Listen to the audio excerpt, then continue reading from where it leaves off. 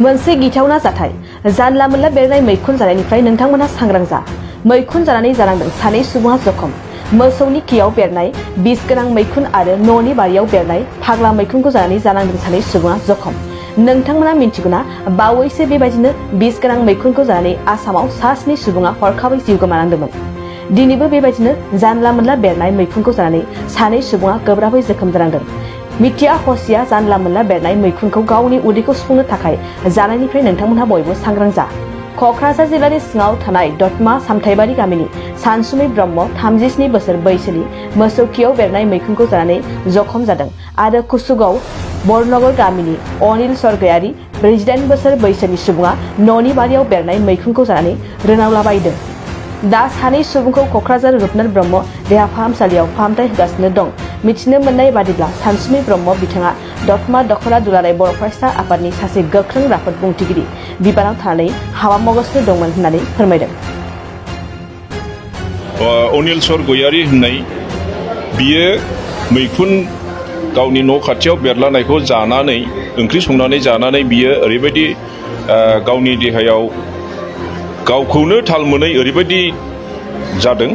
आरो बेखौ कुसुगाव हस्पिटालाव लाबोनाय जादोंमोन कुसुगाव हस्पिटालाव लाबोनानै बेखौहाय ट्रिटमेन्ट खालामदों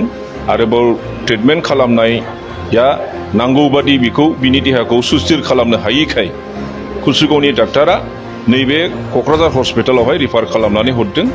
दा क'क्राझार हरजों हरनो क'क्राझार हस्पिटालाव लाबोनानै बेखौहाय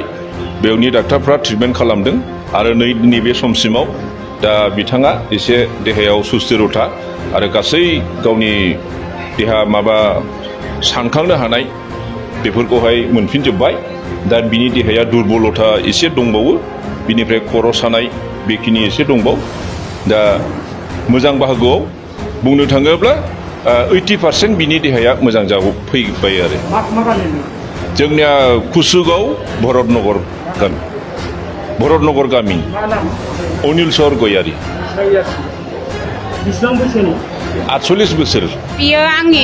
बिब' देरसिननि फिसालामोन आरोखि ओमफ्राय बिनि बिब'आ दतमा सामथाइबारियाव हाबा जादों आं थिखियाव हाबा जादों आरोखि ओमफ्राय आङो माने न'आव आं दतमायावनो फैनो नागिरखादोंमोन दतमायाव फैनो नागिरनायाव आं जेलानाखि बग्रिबारि मन्दिर मोनहां जायो आं बेबायदि खबरखौ मोनबाय आरो जे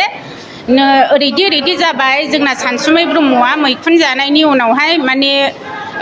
खर'आ मेन्टेला थिग गैयै बायदि जादों होख्रावदों बेबायदि खोथाखौ आङो खबर मोनबाय आरोखि खबर मोननानै आङो लगे आं दतमायाव आंनि बिमा बिफानि न'आव थाङागारा आं डाइरेक्ट क'क्राझारसिम बेहाय सिभिलसिम फैबाय आरोखि ओमफ्राय मानसिया माब्रै बिदि जाखो आं फंबाय उन्दैसिन दङ आङो बिमाय जायो बे जायनाखि मैखुन जानानै जाग्रा बिनि बिमाय जायो आं बिनि बिमादै ओमफ्राय बियो क'क्राझार दतमायाव लाबोबाय होनबाय नालाय आङो दतमायाव नायलांसै जाबाय आंबो न'आवनो थांखानो नागिरदोंमोन ओमफ्राय दतमायाव हायाखिसै नालाय ओमफ्राय क'क्राझाराव लाबोबाय आरोखि बे हस्पिटालावहाय सिभिलाव ओमफ्राय लाबोबाय नालाय आं डाइरेक्ट न'आव थाङागारा क'क्राझाराव डाइरेक्ट फैबाय आं नायनो होननानै दा गथ'आ बिराद माने बिहुस माने जेबो गावखौ थाल मोनाखै आरोखि खालि होख्रावनाय बेबायदि जादों आरोखि मैखुना गोबोरखिनि होनदोंमोन गोबोरखिनि मैखुन आगोलावबो जाखांबायमोननो जानायाव एसे बिदिनो हामजोआ जोंना बिनि वाइफआ जानानै एसे खर' गिदिंनाय बिदिनो माबा जादों माने बिहुस जादों जाहैदों आरोखि ओमफ्राय नेक्स्ट टाइम बे गथ'आ फिसाया जाबावबाय आरोखि जानानै बिनि फेमिलि दं बेहा सानै हौवासा गथ' दङ ओमफ्राय बेहा माने गथ'फोरनो गावनि बिसिनो बे जाहोआखैमोननो आरोखि ओमफ्राय गाव जाग्रोदों जानायनि उनाव बियो एकदम बिदिनो जाबाय थानो हाया खर'आ बिदिनो होख्रावलाबायनाय जाबाय दै लुलाबायनाय जाबाय बाथौ खुलुमलाबायनाय जाबाय बेबायदि जानानै होख्रावनाय बिदिनो अमाखौ जेरै मानसिया सिथारबा जेरै खर'आव देयोब्ला जेरोखोम जायो होख्रावनाय बेबायदि अबस्था आरोखि बे गथ'आ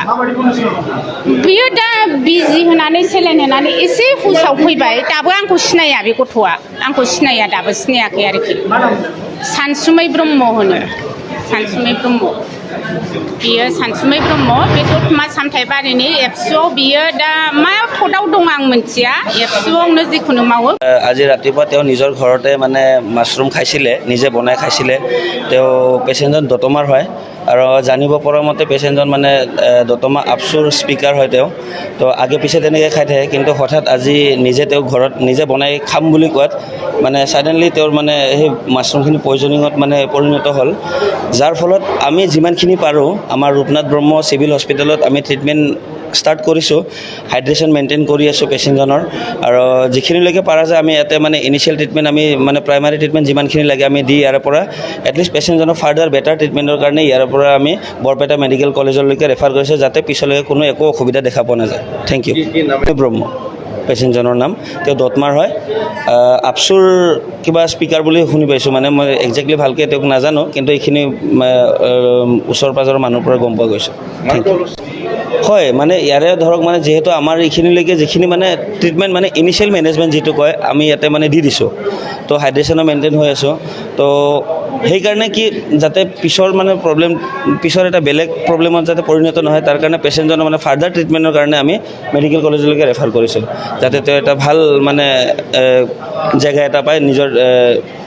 নিজক সুৰক্ষিত কৰিবৰ বাবে थैंक यू हाय बर' फरायसाफोरनि थाखाय गियान स्रोतआ मोनसे गोजोनथाव सोलोंथाइनि राहा लानानै फैदों नोंथांमोना गियान स्रोतनि राहाजोंनो लानो हागोन न'आव थानानै डिजिटेल मुगाजों डिजिटेल सोलोंथाइ गियान स्रोतनि गेजेरजों नोंथांमोनहा बर' आयदानि मोनफ्रोमबो आयदाखौनो गोरलैयै मबाइल लेपटपनि गेजेरजों गियान स्रोत एपनि गेजेरजों सोलोंथाइ लानो हासिगोन गियान स्रोतआ नोंथांनि सोलोंनायनि थाखाय जायखिजाया समावनो नोंखौ सोलोंनायाव मदद होगोन डिजिटेल मुगानि गोदान सोलोंथाइ आदबाव रावनि सायाव जेबो जिंगासिनांगौ गैलिया गियान स्रोतआ 9 आरो 10 थाखोनि फरायसाफोरा गावनि बिमानि राव बर' बिजोंजों लोगोसे गुबुन गुबुन रावफोरावबो सोलोंग्रोनो हासिगोन गियान स्रोतआव फोरोंगिरिफोरा फरायसाफोरनि बुजिनायाव गोरलै जानायनि थाखाय ग्राफिक्स एनिमेशन आरो मोगथाङारि गोबां बिदिन्थि लानानै बुजायनाय जागोन आरो नोंथांनि ओनसोलाव इन्टारनेट गैया नामा जानो हागौ नोंथांनि जायगायाव इन्टारनेटनि सुबिदाया मोजां नङा अब्लाबो जिंगासिनांगौ गैयाजासे डिजिटेल बिजोंनि सोलोंनायाव नोंथांनि मबाइल आरो लेपटपआवनो सोलिबाय थागोन गियान स्रोतआ बयनिबो थाखाय गुन गोनां सोलोंथाइ लानायाव गोरलै खालामदों जोबोद खम बेसेनावनो गुन गोनां सोलोंथाइखौ आथिखालसिमाव गियान स्रोतआव मोननो हानाय आयदाफोरानो जादों फारियै सानखान्थि रांखान्थि राजखान्थि भुमखौरां जारिमिन मुवा बिगियान रासायनारि बिगियान जिबारि बिगियान बिमा राव आरो इंराजि गियान स्रोत एपखौ गुगल प्ले स्ट'राव मोननो हागोन नोंथांमोना डेम' एपखौ डाउनल'ड खालामनानै गावनि रावजों सोलोंनायनि मोनसे गोदान खाबुनि मोन्दांथिखौ लानो नाजा बेयो मोनसे अफलाइन एप आरो गासैबो फराफारिखौ मेम'रि कार्डनि मददनि गेजेरजों मोननो हागोन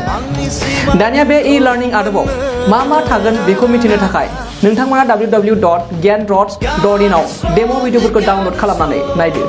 गियान स्रोतआ फरायसाफोरनि रोंगौथि जौगानायनि थाखाय मोनसे थार लोगो नोंथांनि गथ'फोरनावबो रोंगौथि दं नाथाय सोलोंनायनि मोनसे थार लोगोनि गोनांथि दं